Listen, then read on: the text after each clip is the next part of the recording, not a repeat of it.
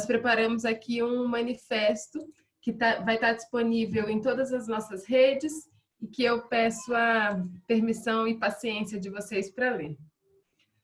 Bom, Manifesto da Rede Lado sobre audiências telepresenciais. A necessidade de regulamentação do procedimento para assegurar prerrogativas da advocacia e os direitos das partes. A Rede Lado, composta por 25 escritórios de advocacia, com atuação em todo o território nacional, preocupada com os efeitos e eventuais prejuízos trazidos aos jurisdicionados e à advocacia, em razão das resoluções 313 e 314 do Conselho Nacional de Justiça, que estabelecem a realização de audiências telepresenciais, apresenta o presente manifesto, com o intuito de promover um ajuste na regulamentação do referido procedimento telemático, assegurando as garantias constitucionais destinadas às partes, aos advogados e às advogadas.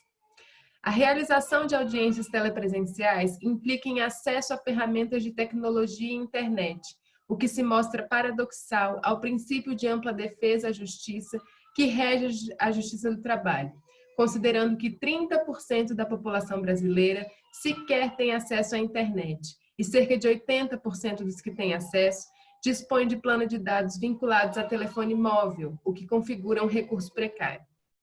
A desigualdade social se reflete no acesso aos instrumentos necessários à realização das sessões virtuais, o que coloca as partes em condições desiguais na disputa pela solução do conflito.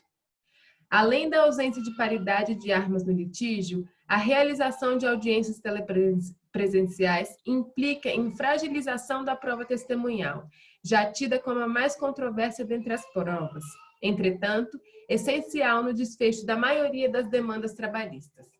A preservação da incomunicabilidade da testemunha nas sessões virtuais é praticamente impossível, já que o magistrado e as partes não poderão assegurar a lisura no processo de produção da prova, ante a ausência de acompanhamento de uma autoridade no local em que se encontra o testígio e, consequentemente, o respeito ao devido processo legal.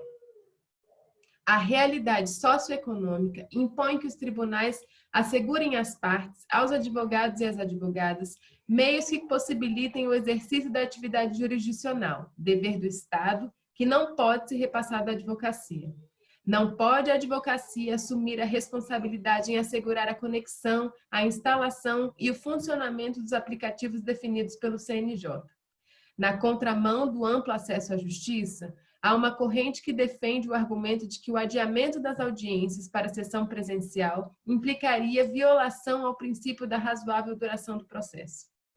Contudo, não consideram que as nulidades decorrentes de um procedimento viciado implicarão em retrabalho e morosidade na resolução das lides. Deste modo, a Rede Lado defende que a decisão sobre a forma de realização das audiências deve ser analisada de forma criteriosa por advogados e advogadas, que conhecem os fatos e identificarão o melhor procedimento a ser adotado caso a caso. A advocacia exige que suas prerrogativas sejam respeitadas, assegurando o direito de definir a condução do processo, de modo que sua participação é essencial na normatização dos procedimentos relacionados às audiências por meios telemáticos, já que são diretamente atingidos por estes. Importante ressaltar que estamos vivendo uma realidade jamais vista e que deve ser tratada como exceção, não podendo ser impostos procedimentos que violem a regularidade e a lisura do processo judicial. Reconhecemos os benefícios advindos da tecnologia, na celeridade e na desoneração do processo, mas essas não podem prevalecer em relação às garantias constitucionais asseguradas às partes e aos seus representantes. Não se pode disciplinar a matéria sem pensar que estamos pondo em risco o direito das partes a uma efetiva prestação jurisdicional, com equidade de direitos, de modo que todas as possibilidades e riscos na sua operacionalização devem ser considerados, inclusive a eventual necessidade de alteração dos ritos e atos processuais em razão da situação posta. Nada poderá ser desprezado, desde as dificuldades no acompanhamento da ata, armazenamento e utilização dos vídeos, até a ofensa ao direito à privacidade das partes, advogados e advogadas bem como das testemunhas, decorrente da realização de audiência no âmbito da propriedade privada. Calar-se em face de tal situação implicaria em potencializar as diferenças no acesso à justiça e tornar a atividade elitista, inviabilizando o regular exercício da advocacia.